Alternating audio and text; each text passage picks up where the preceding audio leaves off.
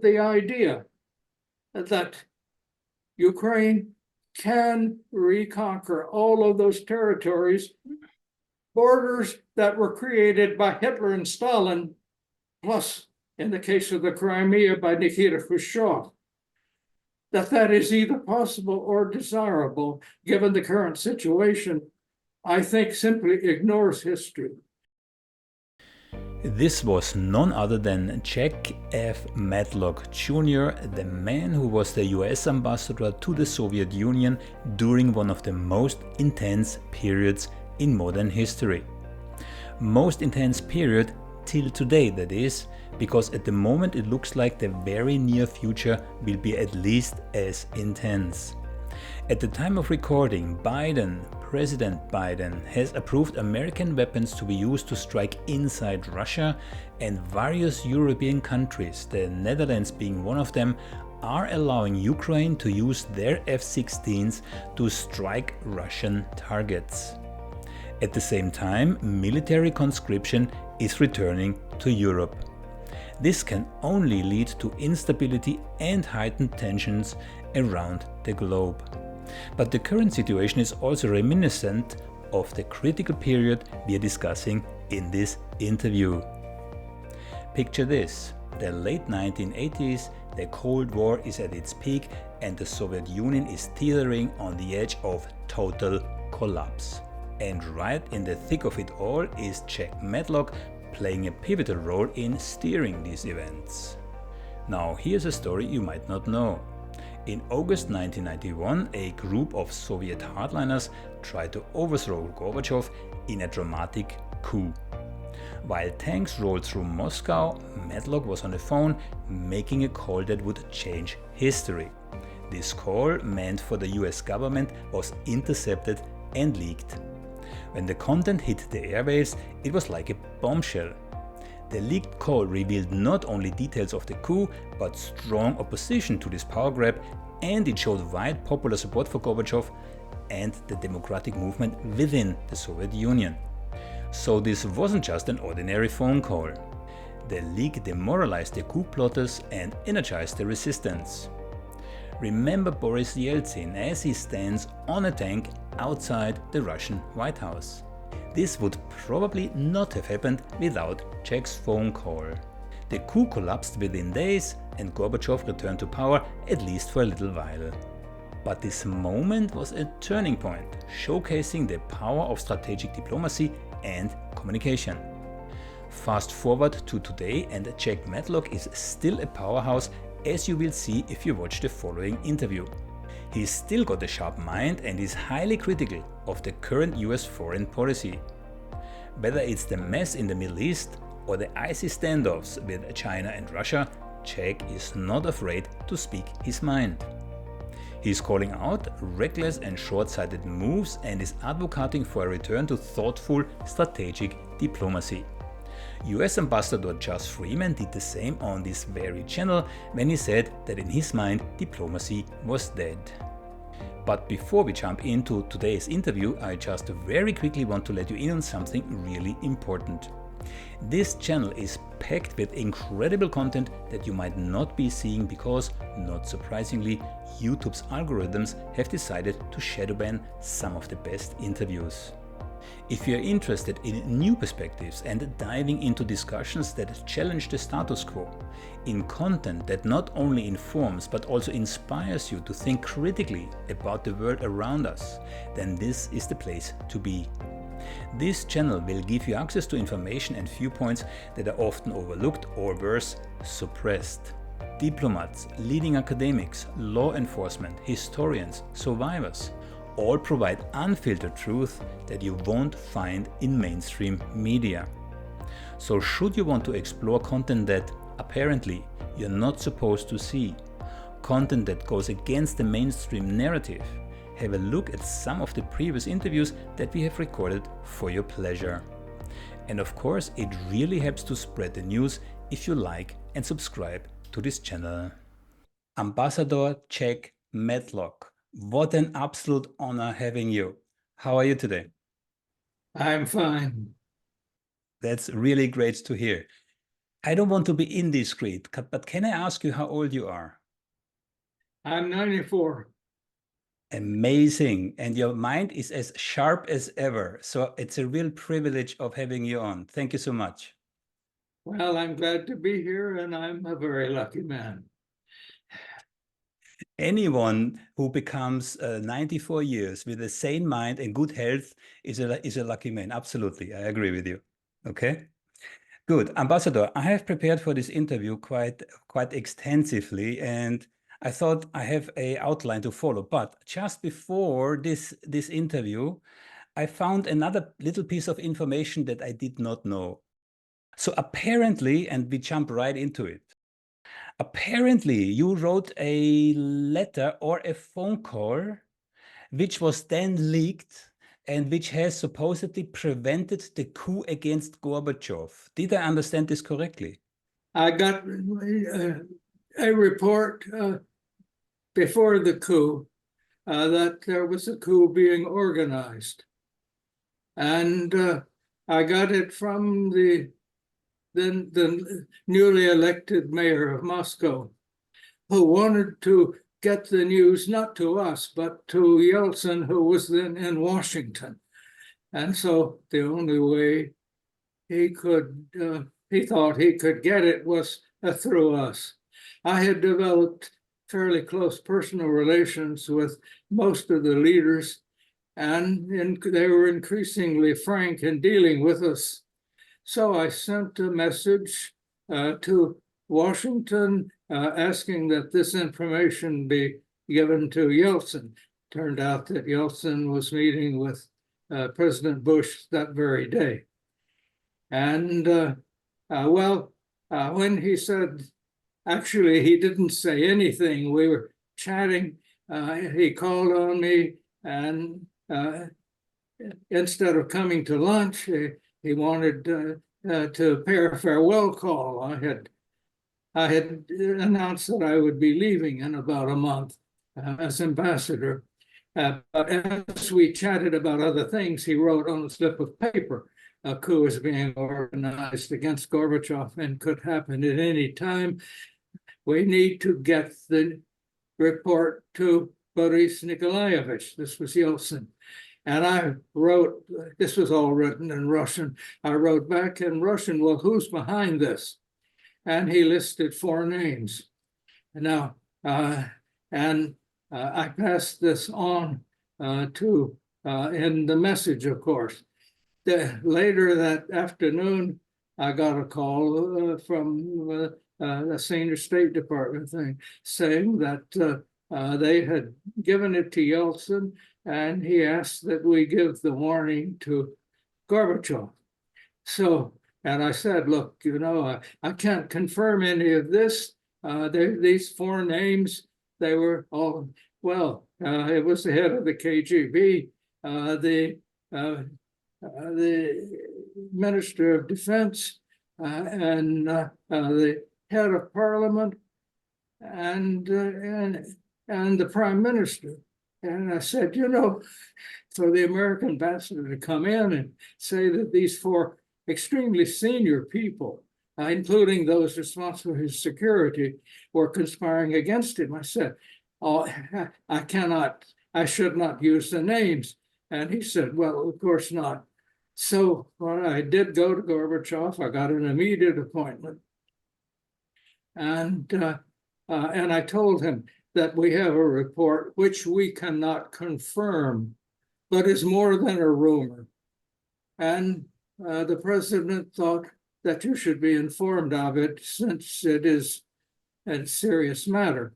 And then I said, it is that a coup is being organized against you and could happen at any time. Well, Gorbachev first laughed and turned. The only other person in the room was Cheryayev, his foreign policy assistant. And he laughed a bit and then turned and said, don't worry. I don't know what your intelligence has picked up, but there's nothing behind this. I'm 1,000% certain that there isn't. And I repeated, well, as I said, we cannot confirm. but the report was serious enough that the president thought you ought to know. And he said, oh, the president has done exactly what he should, and he has proved his friendship. So Gorbachev dismissed it. And unbeknownst to me, the next day, actually, President Bush had been trying to call Gorbachev and couldn't get through on the phone. Later, Chernayev wrote that he was sure the KGB was blocking it. Of course, one of the conspirators was the head of the KGB.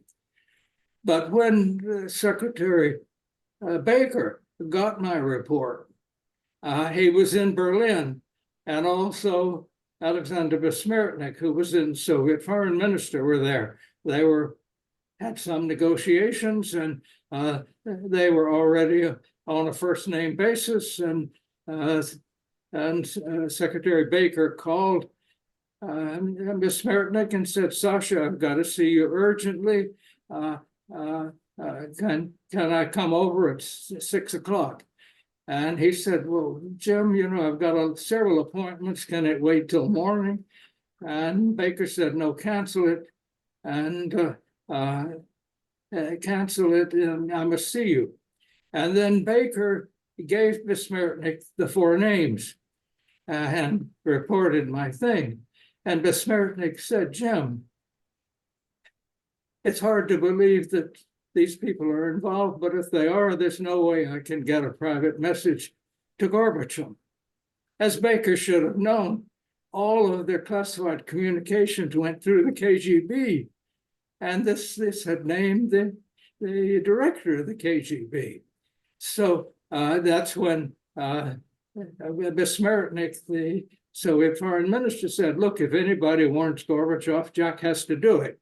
So that's when I got the call. At that time, I was not told any of this background, only that I should go and do a warning.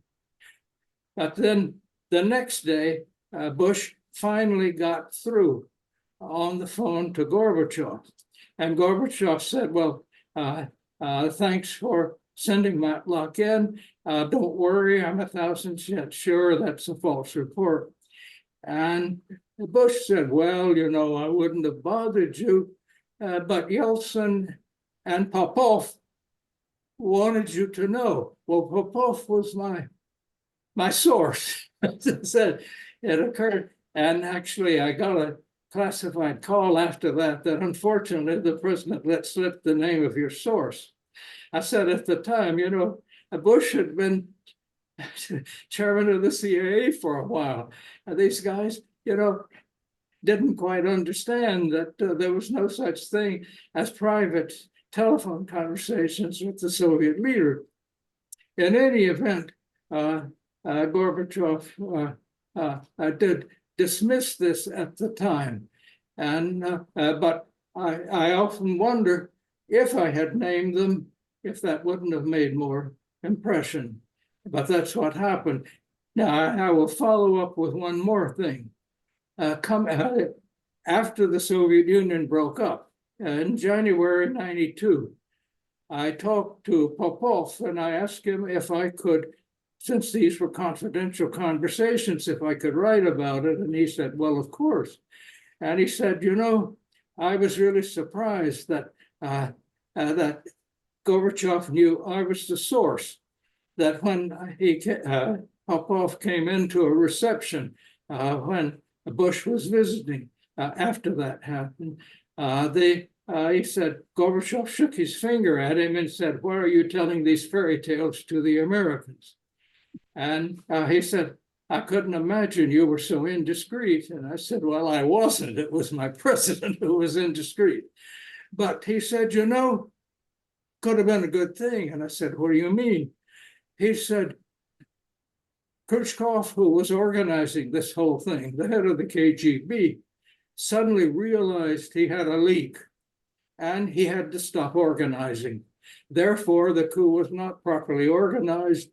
That's why it failed. So this whole story, I think, is very instructive in a number of ways about things that can go wrong, about when everybody is trying to do their best. Things can go wrong, and yet even when they do, maybe there's a saving grace in a sense. A very good narrative, and it's a perfect segue into what I would like outline in terms of Europe as a person, right? So you as a person, you were in the midst of history in the making. And a couple of days ago, I read an article of you. It was called "I Was There, NATO and the Origins of the Ukrainian Crisis." But the first three words, "I was there," cannot be more poignant, right? Because you were there in person in the midst. Yes. I was present at the summit meeting between Bush and Gorbachev, and this was in December 1990, and they met in a ship in Malta, and that was the summit where they declared an end to the Cold War. And there were several other statements made, joint statements. One was that the Soviet Union would not intervene in Eastern Europe if there were political change. And the second was that the United States would not take advantage of the political changes there. Now, implicitly, expanding an alliance where there were political changes would be taking advantage. But now, a few months later, in February, no, I'm sorry, that was 89, not 90. In February 90, the Baker came to Moscow. The question of German unification was very much on the agenda because the communist government was under a great pressure. The Berlin Wall had come down, and increasingly the anti-communists were gathering more votes. In fact, the Christian Democratic Union, then the majority party in West Germany, actually got a plurality in the elections. So it was clear that East Germany was sort of determined to unite in some way with West Germany. And I think by December of 89, late December, Gorbachev came to realize you couldn't stop German unification, but he wanted a pledge that Germany, if it was unified, would leave NATO, and that's what we did not want in the United States. And so Baker, after consulting the German foreign minister, came and proposed that yes, if the Soviet Union would agree to the unification of Germany, that NATO jurisdiction would not move east, not 1 inch. And what he meant in that conversation is it wouldn't even cover East Germany. Now, when he got back to Washington, the lawyers told him, look, if East Germany joins West Germany, you can't exclude it from NATO jurisdiction. But I would say, and it wasn't just Baker. I heard Baker say this 4 times in the case of 2 days, briefing me on a private meeting with Gorbachev, briefing her team, and then later with Shevardnadze. Now, it was proposed as not as a promise as such, but simply he said, think about this. Wouldn't it be better for the Soviet Union to have a Germany, a united Germany anchored in NATO, sort of implying that Germany could again dominate Europe if there was not a NATO tie and the presence of American troops? And Baker said, of course, if Germany leaves NATO, there's going to be no basis for American troops in Eastern Europe.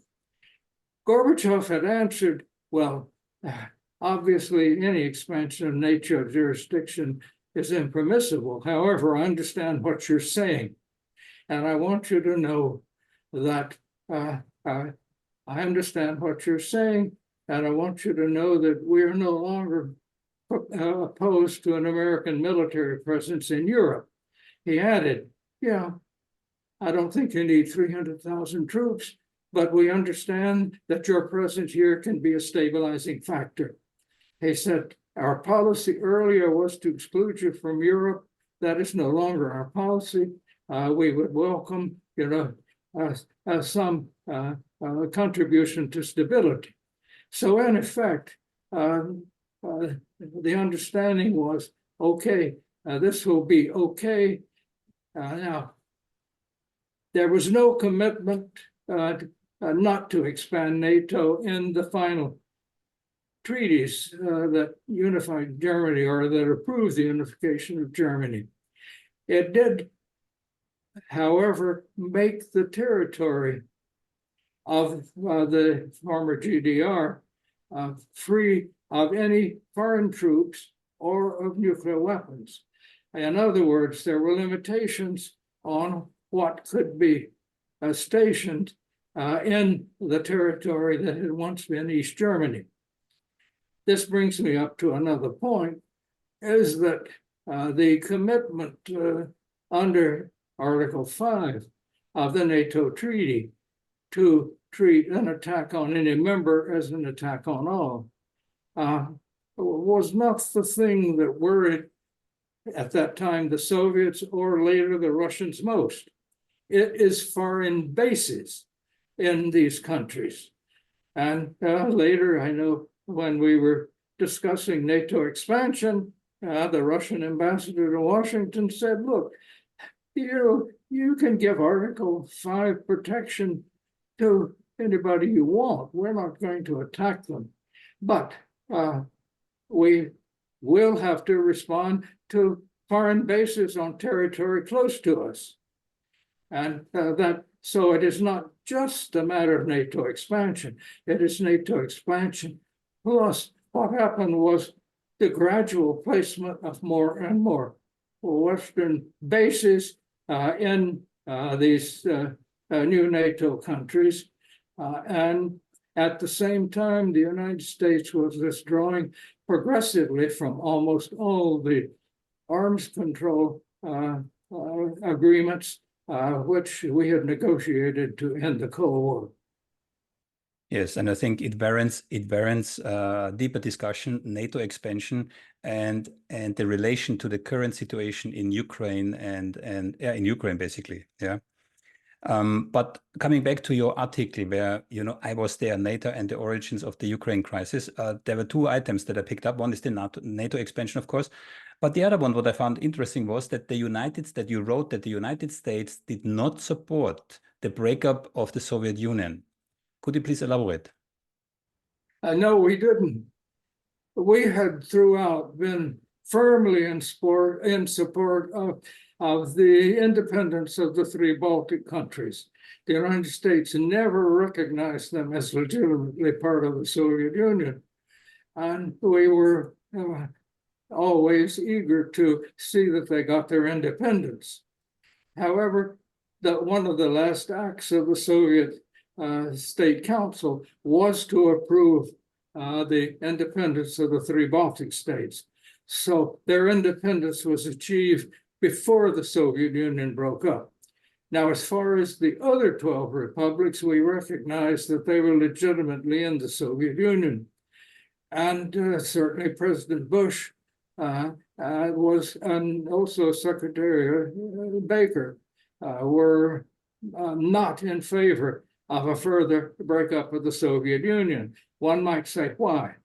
Number one, it was clear that Gorbachev was democratizing, and that the democratization of most of the republics, other than the three Baltic states, were in effect being driven by Moscow. I mean, when I travel to places like Tashkent and talk to some of the democratic dissidents, it would turn out that the local communist officials would have suppressed them, but they were protected by Gorbachev's Central Committee. In Belarus, I know one of the prominent Belarusian writers told me that he would not be able to publish anything if it depended upon the local Communist Party, but he could appeal to Gorbachev's Central Committee and get them published. So Gorbachev was actively pushing real democratization. And it was pretty clear, if these countries suddenly go independent, they're either, in most cases, going to fall into another dictatorship because one of the things that had happened, this had happened even before Gorbachev, was that most of the communist parties in the non-Russian republics were run by non-Russians. There had been sort of a nationalization of the leadership under Brezhnev. And in some cases, like Tajikistan or Georgia, you had almost active civil war going. And this could break out in a very serious way. But that was one thing. And in other words, and the second thing was, we thought it would be very dangerous if suddenly there were a proliferation of nuclear weapons, and a number of these republics, retained the nuclear weapons they had. Now, many of these weapons were already scheduled for destruction under our arms control treaties, but we thought that certainly the Bush administration thought it was much better to keep them under central control, and therefore that Bush genuinely did not support the breakaway for the others. In fact, his last summit meeting with Gorbachev was in July 91, and he flew directly from Moscow to Kiev, gave a speech in the Verkhovna Rada, the parliament, where he endorsed Gorbachev's proposal for a democratic federation, and warned not only the Ukrainians, he was thinking then also the Georgians and others, that against suicidal nationalism, as he called it. So, and I do remember also, whenever Secretary Baker earlier would come to Moscow, I would try to organize a lunch where he could meet some of the regional leaders. Several of them would come. And I remember one where the Georgian foreign minister, the Armenian, and several others were there at lunch, and they started sort of criticizing Gorbachev. And I remember Baker turned to him and said, "Gentlemen, do you realize that if it were not for Mikhail Gorbachev, you would not be having lunch with me today?" So I knew, we felt that he was moving the Soviet Union in the right direction. We had arms control, we had completely cooled and reduced and almost eliminated the nuclear arms race. We didn't get rid of all of them, but we were no longer racing. And and we genuinely hoped Gorbachev would keep it together. Now, after the coup that occurred in August 19th, 91, it became increasingly clear that the Soviet Union was going to break up because it was being pushed by the leader of the largest federation, the Russian Federation, which had about half the population of the Soviet Union. It was Boris Yeltsin who enabled and pushed the breakup of the Soviet Union. Now, people who say now, oh, the Russians are always pushing other people around, they're always imperialists. I would remind them it was a Russian leader that broke up the Soviet Union. And so these generalities about national characteristics and so on, I think make no sense at all. I have a little side question, if you allow me. I interviewed Professor Jeffrey Sachs, and he told me that he was in the Kremlin when Yeltsin told his generals that he has dissolved the Soviet Union. Did you ever cross paths with Professor Sachs? Uh, oh, yeah. Well, yes. I'm very familiar with his views, and yes, I think on the whole, he's been right. Now, I know his ideas about economic shock therapy. I'm not sure that that gets it all right, but certainly his comments today about the situation are very much consistent with mine.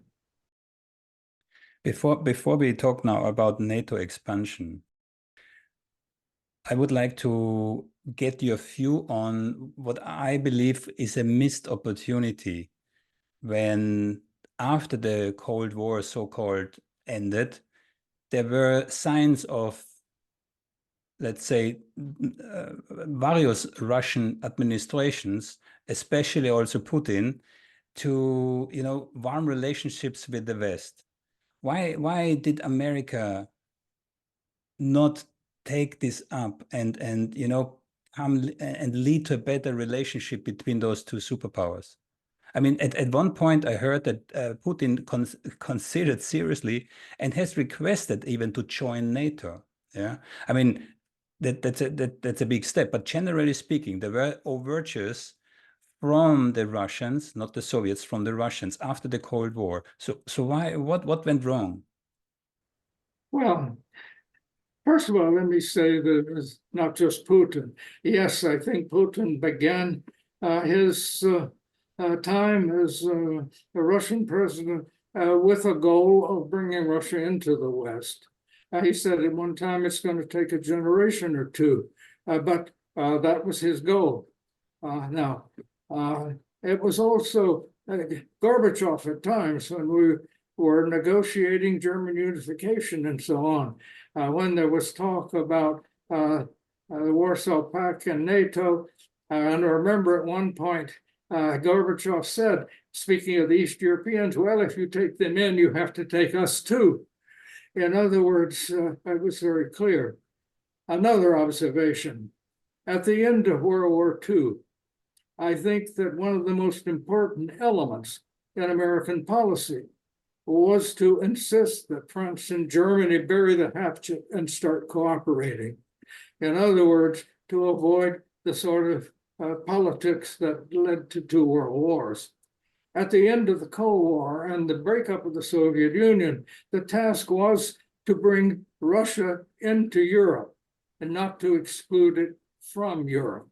And I think that because when you start considering treating one side as defeated, they, almost as a matter of national army, are going to try to get back at you.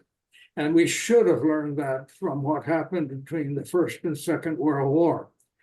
The First World War and the Versailles Treaty was quite unfairly placed entirely on Germany. Of course, Germany was at fault, but all the others were too, for starting that war. And of course, the suppression of Germany simply made it possible later for Hitler to come to power. Now, and I think that that Putin did want to bring Russia into Europe and cooperate with the United States to do so. And his first moves were very much in our interest. He removed some of their intelligence stations from places like Cuba and Cam Ranh Bay in Vietnam, making it clear he wasn't going to challenge the United States I would say, in the Western Hemisphere, or you might say in East Asia. But at the same time, the United States was gradually withdrawing unilaterally from most of the arms control treaties that we had signed in order to end the Cold War. And I could not understand what we had in mind. First, we withdrew from the ABM treaty. It was legal for us to do so because the treaty said with 6 months' notice you could, but it made no sense because that was really the basis of many of our other treaties to limit nuclear weapons. Then it was one agreement after another that we withdrew from. Finally, even from the INF agreement, the intermediate missile agreement. And this is going to come back to threaten Europe right now, that we are out of that treaty. That was one of the great achievements that we made in the Reagan administration, was getting that treaty to remove the intermediate range missiles from Europe. And right now, there's no barrier for them to put back in. And the problem there is, if Russia were to hit a NATO ally with a nuclear weapon, would the United States defend them by using nuclear weapons against Russia when Russia could retaliate against the United States? I mean, these were the questions that we thought we'd taken care of, which we simply threw away later. And this was true both of Republican and Democratic administrations. So the matter of ensuring Russia's security, I think, was fundamentally very important to bringing them into Europe. And I don't think that was at all impossible. The whole idea that somehow Russia has been part of a separate civilization, I think is ridiculous. A separate civilization from the rest of Europe. Russia has been a player in European politics since, certainly actively since the 18th century. They have a religion based upon the same texts that most of us have in the West, and so on. But the idea that somehow this is an entirely separate civilization. Every country in every area has some peculiarities. I mean, Spain has a different history given the heritage of long-time Islamic rule, quite different from, say, France, and Germany, quite different from either one of them. So obviously there are differences, but to say that, oh, Russia is in a different civilization and doesn't have the same values we do is simply an absurd statement. And it's usually based upon picking evidence on one side and ignoring any evidence to the contrary.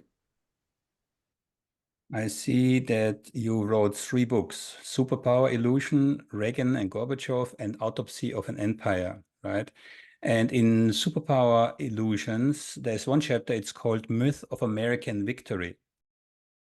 So when we talk about the Second World War, when we start there very briefly, where Russia lost somewhere between 25 and 35 million people in the Second World War, depending on which number you take. Yeah, America lost about 450,000 soldiers, but it was the Russians actually who defeated Nazi Germany.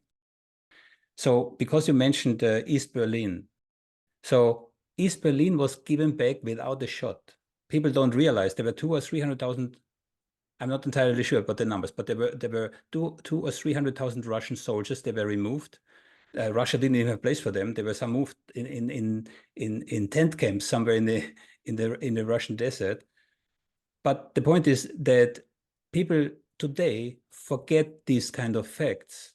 Russia was on the side with the Allies, won the Second World War, gave up East Berlin without a single shot, agreed to, as you said already, Germany joining NATO, but had one condition: no further expansion of NATO. And I'm saying this as a segue into the main topic of our discussion today, the expansion of the NATO and its relation to the situation today. I only want I only want to mention one last detail. The current head of the CIA, William Burns, wrote in his memoirs, which are somewhere behind me, that NATO expansion is the reddest of red line for Putin and his complete elite. So it's not a thing that only Putin is sensitive about, right? So NATO expansion. So for those who say, there's an argument that I often hear, yeah? Countries are free. They can join what alliance they want, yeah? Especially, you know, when we talk about Americans, I would be interested to see if I don't know, Cuba joins an alliance with you know, some hostile countries, right? So from your perspective, how do you interpret this situation? Well, when you use abstract terms that, well, a country should be able to join any alliance they want, my answer would be, no country has the right to demand the protection of another country. Now, so obviously, it's a right of any sovereign government to apply for, you might say, any association it wants. The question is it wise and in the interest of another country to guarantee their, you might say, their independence or their security? Any guarantee is a liability for the guarantor, and not an asset. And the idea that somehow the United States is stronger because now 2 more countries have joined NATO, I think is simply the wrong logic. I don't think it is in the interest of the United States to divide the world into hostile coalitions. And I think that this is what is pushing. And in the final analysis, it is going to be to the detriment of the United States. So I criticize this policy as an American citizen. One thing, our military alliances are being reinforced by borrowing. It's not costing the taxpayer now. Every war we have fought since in this century has been with borrowed funds.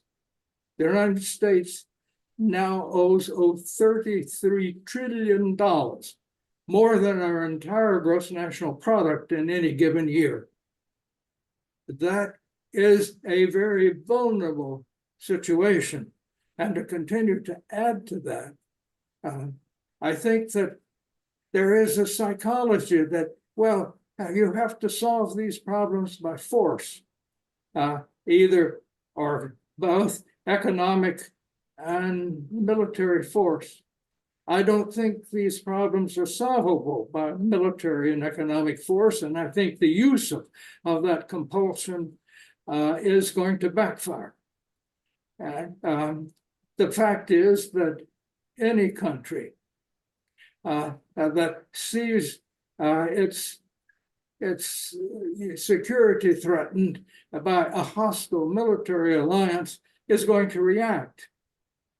Certainly my country would. And why our people can't understand that, I don't know. And I also don't understand the Europeans who feel that somehow the invasion of Ukraine is worse than, say, the American invasion of Iraq, which took place without any threat against the United States and on the basis of false intelligence. Now, at that time, not only Russia, but Germany and France opposed that, as they should have. The British went along knowing that the intelligence was faulty. Now, so if you're to punish a country for invading another without cause, then what happened to the world community then? But it didn't start even then. NATO made war against Serbia without UN approval. And then separated Kosovo from Serbia without the permission of Serbia, and without a referendum, by the way. Now, for a person like President Putin, that was a direct precedent for what happened when he took the Crimea, an area which was very largely Russian-speaking and very unhappy to be in Ukraine once the Ukrainians started pushing an anti-Russian and sort of Ukrainian policy, saying that anybody who didn't speak Ukrainian was not a true Ukrainian. Now, when they got their independence, 44% of the citizens in Ukraine were Russian-speaking. And under the Constitution then, they had equal language rights. These were taken away progressively. There were many other steps. So people who look at the situation today as if it is a valiant little country simply defending itself against aggression forgets an awful lot of the detail that paints a different picture. And to penalize or to actually use arms against a country just because it has invaded another, one has to say, well, who in the world was there when the United States and Britain, with a few other allies, invaded Iraq without direct cause or UN approval? So I do see a certain hypocrisy here, and why the Europeans are somehow, I would say, look at these things differently and are following a course which is going to, if anything, destroy much of Ukraine. It is hard for me to understand how we can justify this. I hear people say, oh, this is the biggest war in Europe. Why is war in Europe worse than war elsewhere? Many of which have been pushed. Why is it that elsewhere, when areas want to pull away from a country, Eritrea from Ethiopia or East Timor from Indonesia, we support that. But when the Donbass rebels against the Ukrainian suicidal nationalist party, then, oh, you can't do that. So I think by the generalities we use, they confuse things and they forget a lot of the very important and relevant detail. Of course, the invasion of Ukraine was wrong and is a crime. So was the invasion of Iraq by the United States, and so was the war against Serbia that NATO did without UN approval in the 1990s. So it seems that what we're saying, as long as we do it, it's okay. But if Russia feels that it is being threatened, then we don't have to pay attention to that. And anybody who is our friend is a democracy, and anybody who isn't is not. Meanwhile, we've gotten ourselves into totally contradictory situations. In the Middle East now, we have Israel committing at least near genocide, if not genocide, in Gaza, and doing it with American weapons, while at the same time our president is saying, don't do this, don't do that. But then they go ahead and do it, like the invasion of Rafah.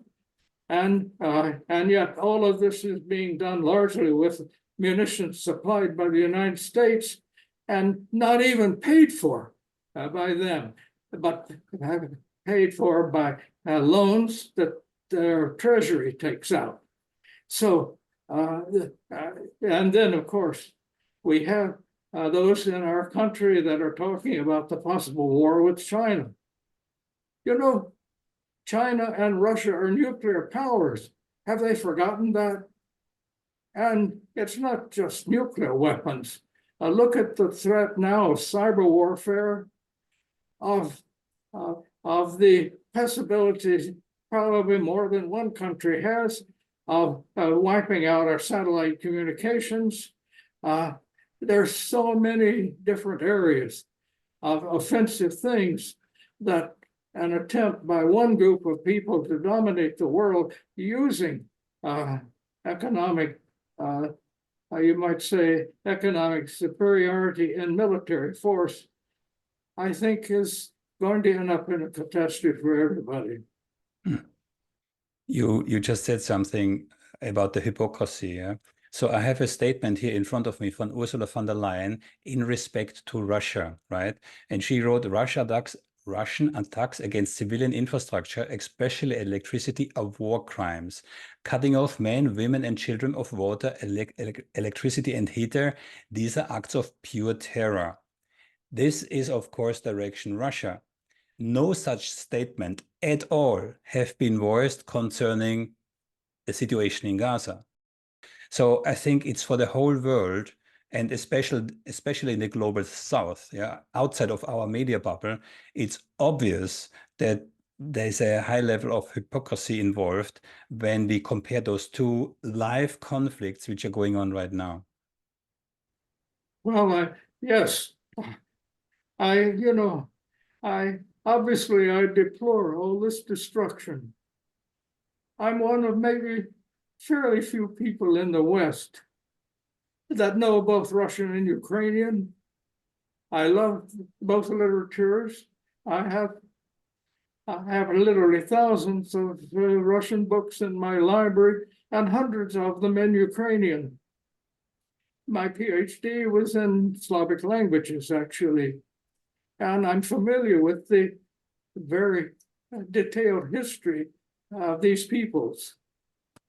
And but you know, the idea that Ukraine can reconquer all of those territories, borders that were created by Hitler and Stalin, plus, in the case of the Crimea, by Nikita Khrushchev, that is either possible or desirable, given the current situation, I think simply ignores history and ignores sort of everything we should know. Basically, this conflict between Ukraine and Russia essentially is a civil war among East Slavs, and it can only be solved by them. And if the rest of the world wants to, I would say, wants it to be solved as we should stay out of it. And providing arms to one side or the other to fuel what is, I think, a totally futile goal of recreating borders created by Hitler and Stalin. I just don't find any rationality in that. People use very emotional terms. Oh, Ukraine is fighting for democracy. Ukraine is one of the least democratic countries in this world. And I mean, that's just a fact. And why we, and I would also say, it is a mistake to think that even if you can properly define a country's system as democratic or non-democratic, that makes any difference in their foreign orientation.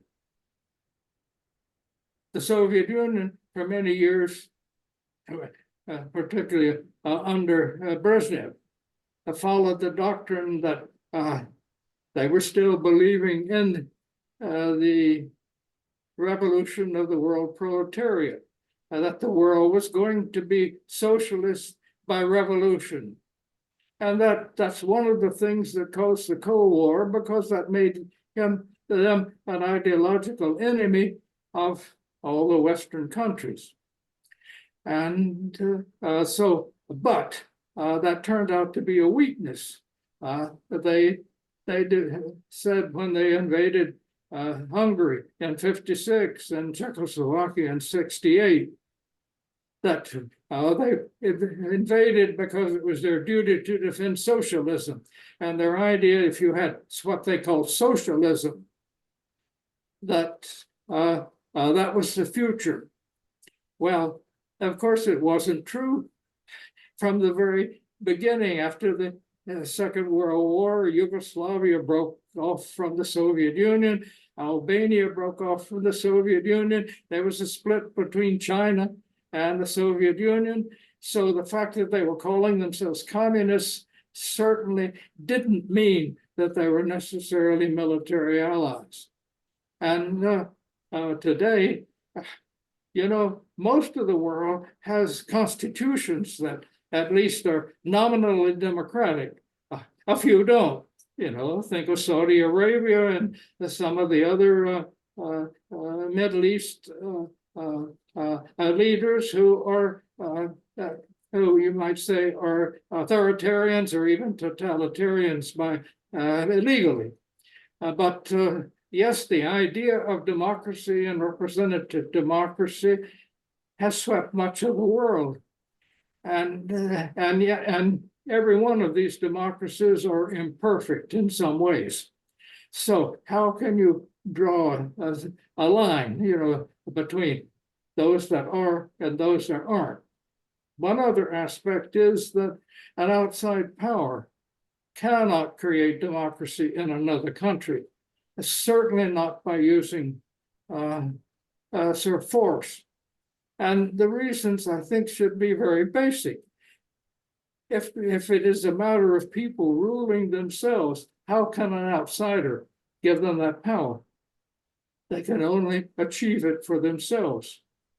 And as our very wise Senator Fulbright said, he was the only senator to vote from the very beginning against the war in Vietnam. And he said that the only way you can spread democracy in the world is to show how well it works at home. And I think that's right. And I don't think we have been setting a sterling example recently. No, I also don't believe that this is the true goal. America protects its geopolitical interests, and that's it. That, you know, spreading democracy was never a priority here. But if we take this back to Ukraine, right? I mean, America is supporting Ukraine for I don't know how many years and for how many billions of US dollars. And this has started way before 2014. Yeah. But I would like to briefly draw on your experience here. I interviewed Professor Ivan Kachanovsky, who wrote his PhD on the Maidan revolution in 2014. So maybe you tell us what you know, what really went on Maidan in 2014. Well, yes, on the Maidan, yeah, I think it is pretty clear, although there are, you know, many things that have not been thoroughly investigated. I would say in general, when it comes to the conflicts between Ukraine and Russia, both countries are masters of disinformation. Cover-ups. Now, in the case of the Maidan, you had demonstrations which wanted Ukraine to become a member of the EU. And when the Ukrainian president, I think he went to Vilnius to a meeting and decided not to sign the treaty that was offered. Now, the reason he did so was that the EU was placing requirements that he knew Ukraine could not meet in terms of going against corruption and so on. And also they had a very limited amount of economic assistance, I think less than $1 billion in value. At the same time, he had an offer from Russia for about 16 billion in assistance. If Ukraine would stay in their economic union. Now, it is said that he was still hoping to get in the EU, but simply wanted to negotiate a better agreement. So he needed some time. Anyway, at that point, the demonstrators got greater, and at one point, there were shots fired at the demonstrators. And then there was a movement that forced the Yanukovych, the elected president, to flee.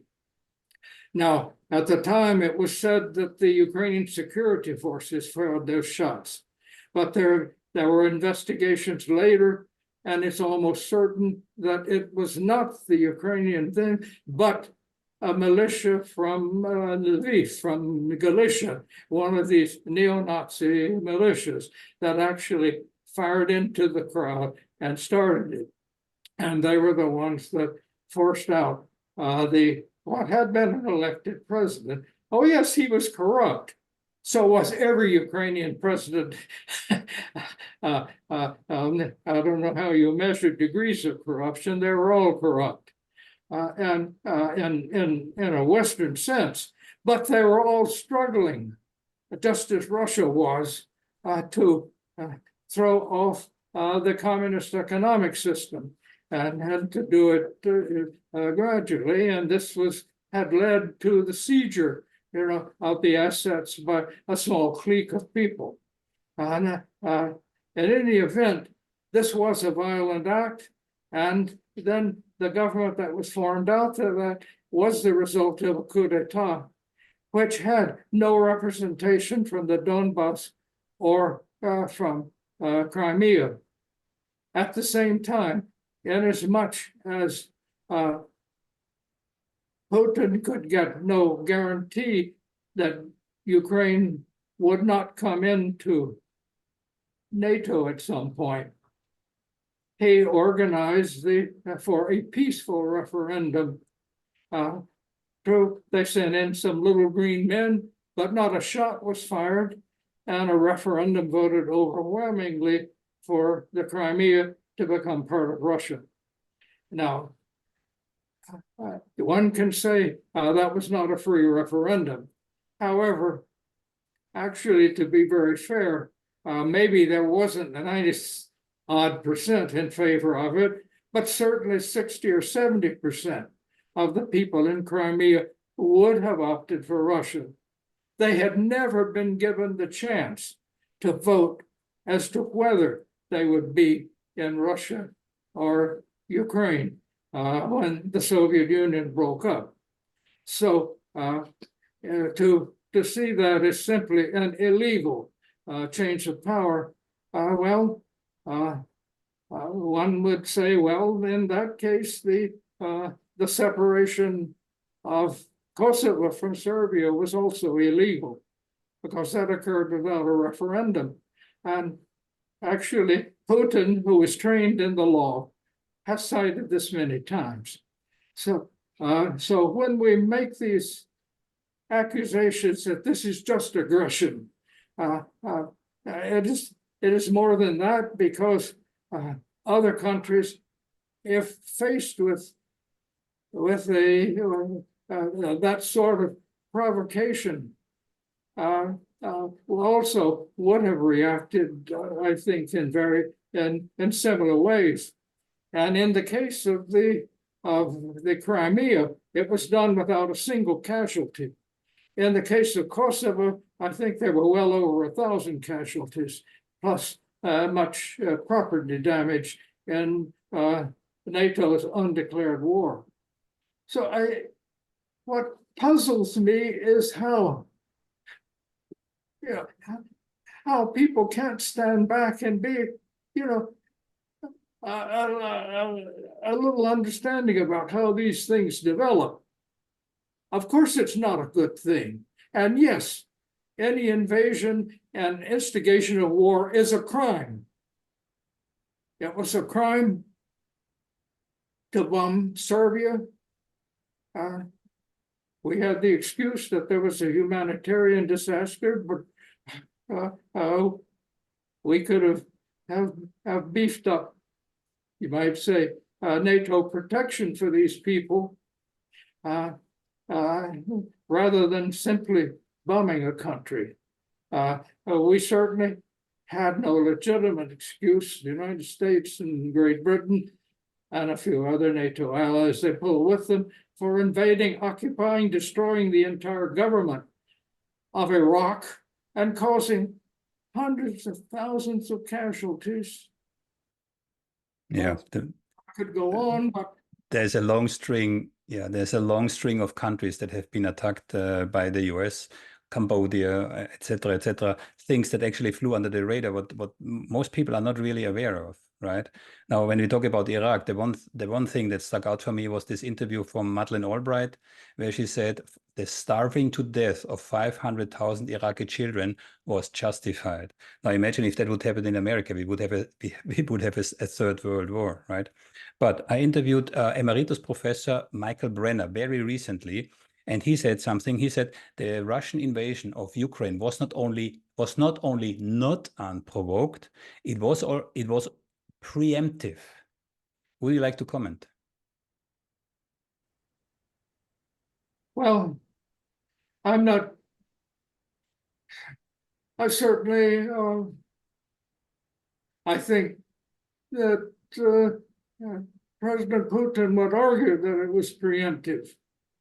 And I think that I do not understand why President Biden was unwilling to give Putin the guarantees that Ukraine would not be in NATO. I also don't understand why President Obama, whom I very much supported in both the elections, didn't attempt more diplomacy. After all, if he had gone to the Sochi Olympics rather than turning them down, had talked to Putin for an hour or so, and if simply said, Vlad, you look, I'm under a lot of political pressure in the final analysis, I assure you, Ukraine will never get into NATO. I believe he would not have taken Crimea. We could have done diplomacy at that time. Let me say that, I was at times a critic of Kissinger, although I served him quite loyally when he was Secretary of State. But later in life, one of the last time I had dinner with him was shortly after Putin had taken Crimea. And I told him and the others at that dinner what I just said, that if President Obama had been willing to go to the Sochi Olympics, had been willing to invite Putin to the various celebrations at the end of the Second World War, and had been able to assure him that Ukraine would not be a member of NATO, if that was assurance, then he would not have taken Crimea. Kissinger said, you're absolutely right. So even the arch realist Henry Kissinger would have advised a different policy at that time. In two of your books, you talk about diplomacy. Yeah, in the book Reagan and Gorbachev, you have a chapter about personal diplomacy, and in Autopsy of an Empire, the role of leadership. Now, I interviewed the former US ambassador, Jas Freeman, and he said to me, today, there is no more diplomacy. He virtually said, diplomacy is dead. What's your vision on that? Well, it is certainly being ignored. What we see in the case of Russia has been, since the last month of the Obama presidency, or right through the Trump presidency, and up to the present, we have seen an almost a reduction in our diplomatic contacts that faster and greater than I think has happened any time in history. We have closed more diplomatic establishments, and it was started by the United States just before Obama left office, and closing, I think, the Russian Consulate General in, I believe it was Seattle. In exchange, they closed ours in St. Petersburg. When I was director of Soviet Affairs and later on the National Security Council and then ambassador, we painfully, over decades, negotiated an expansion of diplomatic contacts. The irony is then we were trying to open up the Soviet Union, which had closed itself off. And we very much considered that in our interest. Now, the policy of trying to close off Russia and, in effect, expel it from Russian civilization using economic, military, and other measures, I find something close to insane. I just don't understand it. Talking about diplomacy, the Minsk Accords, both of them, Minsk I and Minsk II, where we know from President Hollande and former German Chancellor Merkel that they were only a ruse to delay a conflict between Russia and Ukraine, and meant to arm and train Ukraine. So in the context of diplomacy, I mean, how can any country trust?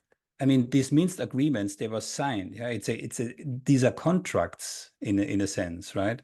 How can any government in the future that's not aligned with the West ever trust another nation? Well, that's right. And I think, and when we accuse Russia, and rightly so, of violating certain agreements, we have to recognize that they're not the only ones who have violated agreements.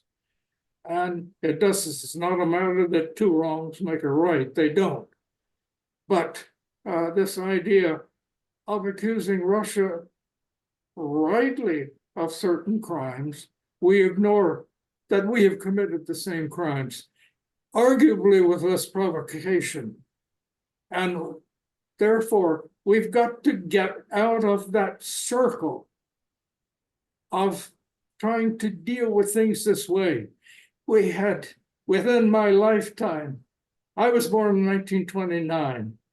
The heritage of World War I was still very alive when I was growing up in North Carolina, and the fear of war in Europe that we could be drawn into was there. I was in high school during the Second World War and very much followed what was happening. I barely missed fighting in it myself. I was just slightly too young. But the thing is, we fought two catastrophic world wars over where borders are. And now we're about to fight another over where borders are, when the location of these borders are not relevant to the national security and the interest of any of our, what we call Western countries. It has never been in any essential way, our security interest is where the border between Russia and Ukraine is drawn. That is a matter between the two of them. And to get ourselves involved is just as bad as the Second World War. In fact, the situation today very much reminds me of what I know happened around April and May of 1914 in Europe. And it bothers me. Some people say the actual goal, the actual American goal, is to weaken Russia till the last Ukrainian soldier, yeah? To weaken Russia so that the US has a stronger hand with the coming war on China. Well, you know, frankly, most Americans are not out to rule the world. Most Americans, if they fully understood these policies, wouldn't support them. They don't. So it is not that America is inherently imperialistic. We're not. But we have a group that is telling us that these are things we must do. And, you know, most citizens when you get into these details of history, many of them, are simply not fully understood. And it's understandable why they're not, because people's everyday life is concentrated on a lot of other worries. And but we have been told, well, it is our duty to do this. We're spread democracy. Look at poor little Ukraine. Russia is trying to swallow them up, and they're just defending their democracy and their rights as free people. Well, of course, people are going to support that. But when you begin to look at it, who is making these arguments? First of all, there are those who have been calling for what they call the United States to bring about regime change in other countries. Now, they're in favor, and so and the idea is that if the United States opposes autocrats or dictators and it changes those governments, they'll suddenly become democratic. Of course, this doesn't happen in actuality. So the sort of revolutions that during the Cold War we opposed because we thought they were going communist, and now like when the so-called Arab Spring started, these are all going democratic. Well, they weren't. And I think we have to start taking a close look at some of these assumptions. What do we mean by democracy? And is something external powers can do using military or even economic force? I don't think so. And so it's not that America is inherently imperialistic. It is not. It is simply that our current government, and I must say the media elite around Washington, is they're going through the sort of groupthink that we had during the Vietnam War, a war which at the time I supported for reasons I can explain at the time, but looking back, I can see that this is not right. But the thing is that it is not that we are inherently imperialistic. We're not. There's one thing I cannot resist asking you. Yeah, the Nord Stream attacks. Can you comment on it? Who do you think is behind it? What are the consequences for the global order, but also for Europe? I've seen the various reports. I think it was a crime. And, I've always thought that the opposition to Nord Stream was entirely political, not at all economic. I thought it made a lot of sense for Germany and other countries in Central Europe to get the gas directly from Russia. Ukraine, when the pipelines largely went through Ukraine, Ukraine would take all they wanted and often not pay for it. And if the Russians started trying to collect by cutting some of the Ukrainian gas back, they would simply cut back the gas that was sent to Central Europe. So it made every economic sense. I think it also makes political sense, given the past, for Germany and Russia to have close economic ties. Their economies very much complement each other. Germany with the technologies and Russia with the resources and energy supplies. So that I thought that made a lot of sense. So whoever destroyed it, I think, did commit a crime. And frankly, I think the Europeans are making a mistake by not announcing actually how it happened. They must know more than they're saying. It is hard for me to believe that it could have happened, at least without the knowledge of either the American or the British intelligence services. But maybe it was, when I was in the know on these things, I knew that we were accused of things we didn't do. So I'm not one to say that necessarily we were behind it. Although when you have a president, as President Biden said at one time, that it would never work, you have to wonder. Yeah, he promised the startled Reuters report. It was a woman who then asked Mr. President, I mean, it's a Russian and German project. How can you stop it? And he said virtually, I promise you, we will make it happen. Okay. Ambassador, one last thing. Apologies. One last thing. Looking back at your career, what are the 2, 3, 4, 5 key items, that were most memorable for you as a person, knowing that you were in the midst of history? So could you share it with us? I think the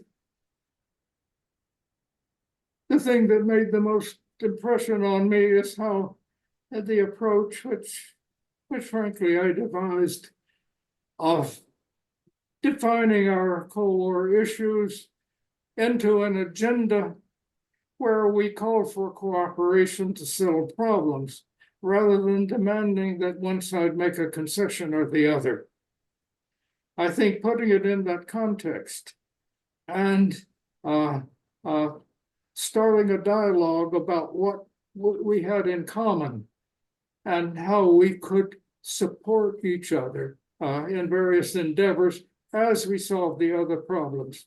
That was, in effect, the agenda that I helped devise and largely wrote for the Reagan administration, and which was carried out by the president and our great Secretary of State, George Shultz, I think one of the greatest we've ever had in the United States.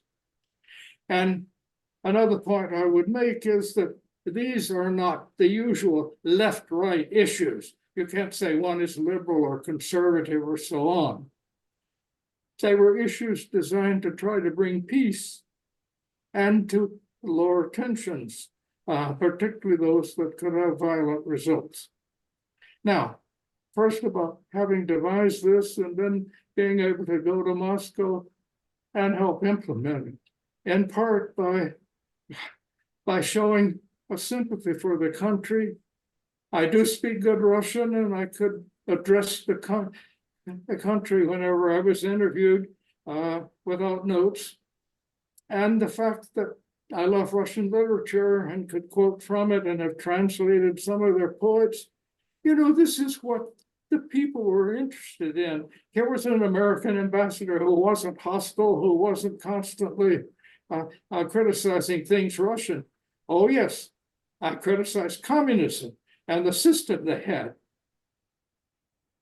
and how it had been imposed upon them.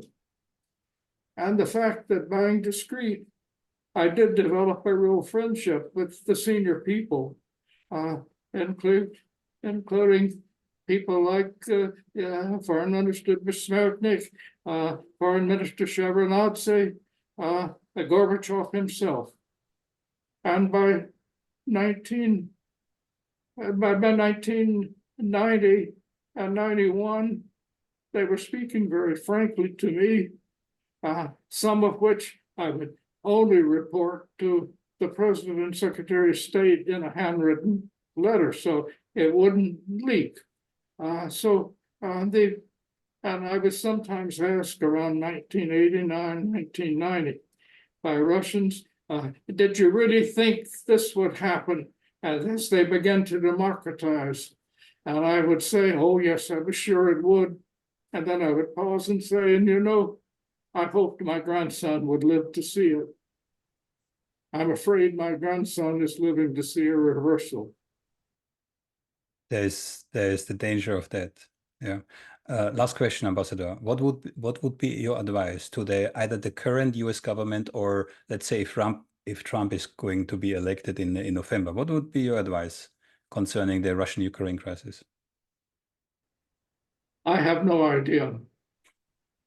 I think most Americans I know are really appalled that we are not really given a real choice. in this election to elect somebody who represents, you might say, future generations. We have never had two candidates as old as the two. Now, at the age of 94, I'm not one to be, too disturbed maybe about it, except that I know very well that one's capabilities do decline. And what's more, I think that both of these candidates are locked into certain policies that I think are deeply mistaken. In the case of Trump, you really don't know what he's going to do, because the only thing important to him is his own psyche, and he's probably the most self-centered person you can have. And I just don't see much rationality.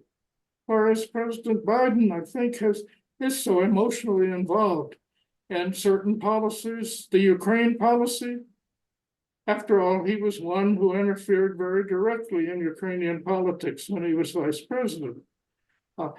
He was also one who was chairman of the Senate Foreign Relations Committee who approved NATO expansion when I testified against it. And of course, his supply of arms to Israel to commit genocide, I think, is something that is hard to forgive. But what choice do we have?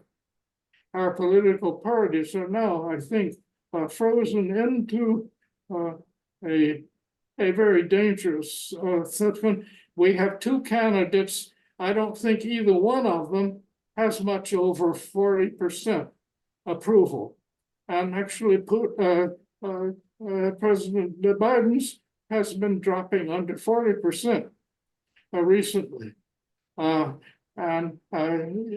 that you have our major political parties in the verge of nominating candidates, if nothing changes, neither of which the American people really want. Not very promising future on the horizon for your children, for your grandchildren, right?